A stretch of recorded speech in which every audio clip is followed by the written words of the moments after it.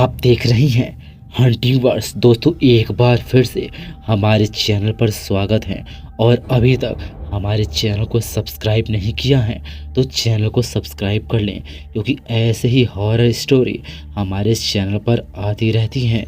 और इस वीडियो में मैं आपके लिए 2 हॉरर स्टोरी लेकर आया हूं, जिसे देखकर, जिसे सुनकर आपकी भी रूह कांप उठेगी। तो बढ़ते हैं आज की कहानी की तरफ। दोस्तों मेरा नाम सुनील है और मैं उत्तराखंड के बागेश्वर जिले का रहने वाला हूँ। उत्तराखंड पहाड़ों से घिरा हुआ है। यहाँ की खूबसूरती इतनी ज़्यादा है कि किसी को भी सम्मोहित कर सकती है। लेकिन एक बात और, उत्तराखंड जितना देखने में खूबसूरत लगता है उतने ही प्रचलित यहाँ के भूतिया किस्से हैं। यहाँ का दिन जितना ही खूबसूरत होता है, रात के अंधेरे के समय उतनी ही डरावनी। और इसी डरावनी रात के साथ मेरा किस्सा जुड़ा हुआ है, जो मैं आप लोगों को सुनाने जा रहा हूँ। एक दिन देर रात को जब मैं अपने काम पर से लौट के आ रहा था, लेकिन उस समय ज़्यादा टाइम भी नहीं हुआ था, मैंने अपनी घड़ी की तरफ देखा तो उस समय रात के 8 बज रहे थे। लेकिन अंधेरा अपने आखिरी चरम पर था, क्योंकि पहाड़ी इलाकों में जब रात होती है तो काफ़ी अंधेरा लगता है। और मेरा रोज का आना जाना था, लेकिन वो बात अलग है कि आज मुझे थोड़ी देर हो चुकी थी। और जिस अपार्टमेंट में मैं रहता था, उस अपार्टमेंट में केवल 3 ही फ्लैट थे और बीच वाला यानी कि सेकंड फ्लोर मेरा फ्लैट था। और कई सालों से इस अपार्टमेंट में रहता था। जब मैं अपने अपार्टमेंट में पहुंचा तो देखता हूं कि लाइट जा चुकी थी और चारों तरफ बस अंधेरा ही अंधेरा था। मैंने किसी तरह अपनी गाड़ी को नीचे ही पार्क की और अपने अपार्टमेंट के सीढ़ियों की तरफ मैंने पहला कदम रखा तो मुझे ऊपर से किसी लड़की की चीखने की आवाज़ सुनाई दी, जो सुनने में काफ़ी डरावनी थी। और शुरू से ही मैं अपने साथ एक टॉर्च रखता था, क्योंकि मुझे पता था पहाड़ी इलाकों में लाइट का आना जाना लगा रहता है। मैंने अपने बैग से टॉर्च निकाली और सीढ़ियों पर चलाकर तेजी के साथ ऊपर की तरफ गया। और जैसे ही सबसे ऊपरी मंजिल में पहुंचा तो मैं देखता हूं कि एक लड़की फ्लैट नंबर 3 के मेन डोर पर बैठकर रो रही थी, जिसे देखकर मैं हैरान हो गया। मैंने अपनी टॉर्च को उसके चेहरे की तरफ घुमाया तो वो काफ़ी डरी हुई थी। मैंने उस लड़की से पूछा, ये लड़की तुम यहाँ पर क्यों बैठी हो और यहाँ क्या कर रही हो? तो अचानक से वो लड़की उठ खड़ी हुई और कहने लगी कि उन लोगों ने मेरे साथ झगड़ा किया, मुझे मारा पीटा और बाहर भी निकाल दिया, जिसके बाद मैं 2 घंटे से यहीं पे बैठी हुई हूँ। और इतना कहकर उस लड़की ने थोड़ा सा मुझे धक्का दिया और नीचे की तरफ जाने लगी। मैंने उस लड़की से कहा कि मैं तुम्हें टॉर्च की रोशनी दिखा देता हूँ, नहीं तो तुम्हारा पैर भी फिसल सकता है, जिससे तुम्हें चोट लग सकती है। तो लड़की कहने लगी कि मैं चली जाऊंगी, मुझे टॉर्च दिखाने की ज़रूरत नहीं, मुझे सब दिखाई देता है। और इस चीज़ को उसने नम्रतापूर्वक नहीं बल्कि गुस्से के साथ बोला। और इस बात पर मैंने ज़्यादा जोर नहीं दिया। मैंने सोचा कि हो सकता है दूसरे का गुस्सा मुझ पर उतार रही हो। और इतना सुनने के बाद मैं ऊपर की तरफ बढ़ने लगा, लेकिन फिर मेरा मन किया कि उस लड़की को टॉर्च दिखा दूं, नहीं तो वो लड़की गिर जाएगी तो खामोखा चोट लग जाएगी। और पीछे मुड़कर मैंने जब उसकी तरफ टॉर्च जलाई तो मैं देखता हूँ कि वो लड़की वहाँ थी ही नहीं, वो लड़की कहीं गायब हो गई, जिसे देखकर मैं डर गया और मुझे घबराहट होने लगी। लेकिन किसी तरह मैं नीचे की तरफ उतरा और अपार्टमेंट के चारों तरफ टॉर्च जलाकर इधर उधर देखने लगा तो मैं देखता हूँ कि वो लड़की कहीं नज़र नहीं आ रही थी। यहाँ तक अपार्टमेंट से बाहर निकलकर मेन रोड पर ही टॉर्च जलाकर देखी तो वो लड़की का कहीं अता पता नहीं था। अब इस चीज को देखकर मेरे मन में सैकड़ों सवाल उत्पन्न होने लगे। तभी मैं भागा भागा अपार्टमेंट नंबर 1 पर गया, जहां नॉक करके मैं उनसे पूछने लगा कि एक लड़की थी जो ऊपर बैठकर रो रही थी, क्या वो तुम्हारे घर में आई थी?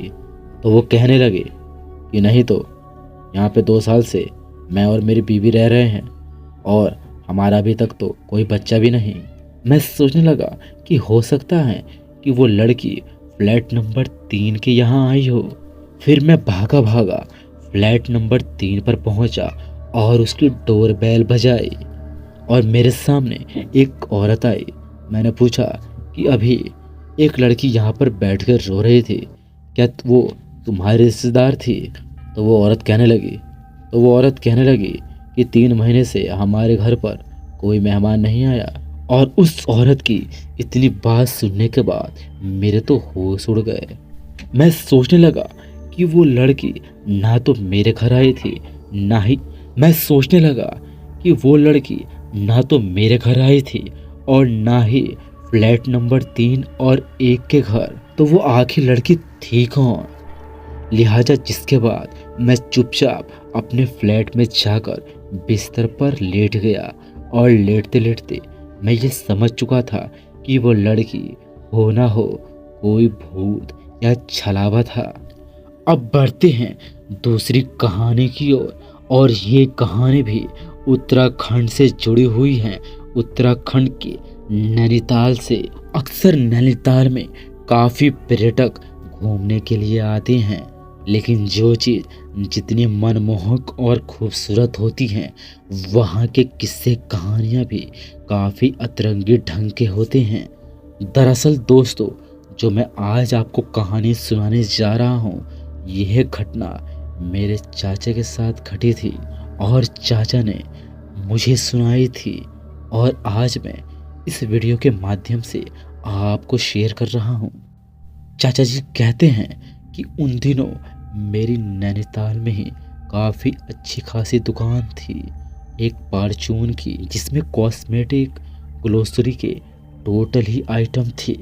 उस एरिया में चाचा जी की दुकान काफ़ी मशहूर थी और मेरे चाचा जी को दूर दूर के लोग जानते थे। मेरे चाचा कहते हैं कि उस दिन दुकान खोले हुए सुबह से शाम हो गई, लेकिन अभी तक कोई कस्टमर दुकान में नहीं घुसा था। लिहाजा उस दिन 1 रुपए की भी बोहनी नहीं हुई थी। और जब जब मैं अपने गल्ले की तरफ देखता था और गल्ला खाली देखकर मुझे उस दिन गुस्सा आ रहा था। चाचा जी कहते हैं कि उस समय केवल 7 ही बज रहे थे और दुकान बंद करने का समय हो चला था, लेकिन फिर चाचा कुछ समय के लिए उसी दुकान पर बैठे रह गए। उन्होंने सोचा कि क्यों ना 2 घंटे और बैठ लूं, हो सकता है कोई कस्टमर आ जाए तो आज की बोहनी भी हो जाएगी और आज की मजदूरी भी निकल जाएगी। चाचा जी कहते हैं कि कुछ देर रुकने के बाद एक कस्टमर दुकान में आया, लेकिन वो दुकान की चीज़ें नहीं खरीद रहा था, बल्कि दुकान में ही चारों तरफ घूम रहा था, जिसे देखकर मुझे गुस्सा आने लगा और गुस्से में मैं उस आदमी से कहा, ये भाई सामान लेना है तो लो, वरना यहाँ से निकलो। और वो आदमी अचानक से रुक गया। चाचा ने उसकी तरफ देखा तो उसके अजीब से कपड़े थे, ना तो उसके पैर में चप्पल थी और ना ही कोई ढंग के कपड़े। बाल, उसका चेहरा थोड़ा अजीब सा लग रहा था, मानो ऐसा लग रहा था कि कई सालों से नहीं नहाया हो। तभी अचानक से वो आदमी मेरे सामने आ खड़ा हुआ, जिसे देखकर मैं डरने लगा कि अभी तो वो आदमी वहाँ खड़ा था और पलक झपकते ही वो इतनी करीब मेरे पास कैसे आ गया और हवा में उड़ने लगा। इस चीज़ को देखकर मैं काफ़ी डर गया और थर-थर काँपने लगा। जब मैंने अपनी नज़रें उसकी तरफ उठाकर देखी तो मैं देखता हूँ उसकी आंखें खून जैसी लाल थी। उसका चेहरा पूरी तरह से बिगड़ा हुआ था। ऐसा लग रहा था कि किसी ने इसको बहुत ज़्यादा पीटा हो। चारों तरफ मुंह पर कटे पटे निशान थे जिसमें से खून धीरे धीरे निकल रहा था। और तभी अचानक से वो मेरे तरफ हाथ बढ़ाने लगा। कुछ सेकंड के लिए मुझे ऐसा महसूस हुआ कि मेरी जान आज नहीं बचेगी। तभी अचानक से मुझे बाहर की तरफ से एक आवाज़ सुनाई दी। मैंने गेट की तरफ देखा तो देखता हूँ कि वहाँ पर 4 आदमी खड़े थे जो गेट खोलने के लिए बोल रहे थे। और अगले ही पल जब मैंने अपनी नज़र हटा के उस आदमी की तरफ डाली तो मैं देखता हूँ कि वो आदमी यहाँ से गायब हो चुका था। मैंने दुकान के चारों तरफ देखा तो वो आदमी कहीं नज़र नहीं आया। और जब मैं मेन डोर पर गया तो मैं उन आदमियों से पूछने लगा कि आप लोगों ने किसी आदमी को यहाँ से निकलते हुए देखा है? तो वो आदमी कहने लगे कि ये दरवाज़ा बंद है और आदमी यहाँ से कैसे निकल सकता है? तुमने शराब पी हुई है क्या? और मैं ना का जवाब देते हुए मैंने मेन दरवाजे को खोला और मैं अभी भी उस दरवाजे को पकड़कर खड़ा था जब तक काउंटर से आवाज़ नहीं आई। अरे भाई साहब सुनो, हमने सामान ले लिया है, हमें पैसे बताओ। और उन आदमियों ने जब मुझे आवाज़ मारी तब जाकर मैं वहाँ से हटा और जाकर उनसे पैसे लिए। जिसके बाद मैंने उन आदमियों के जाने के साथ ही दुकान बंद कर दी। लिहाजा मैं समझ चुका था कि आज जो आदमी मेरे दुकान में घुसा था वो आदमी नहीं, कोई भूत था। और तब से लेकर आज तक मैं टाइम देखकर दुकान खोलता था और टाइम देखकर दुकान बंद करता था। तो दोस्तों आशा करता हूँ कि मेरी स्टोरी आपको अच्छी लगी होगी। अच्छी लगी तो वीडियो को लाइक करें, चैनल को सब्सक्राइब करें। मिलता हूँ नेक्स्ट वीडियो में, तब तक के लिए जय हिंद एंड बाय बाय।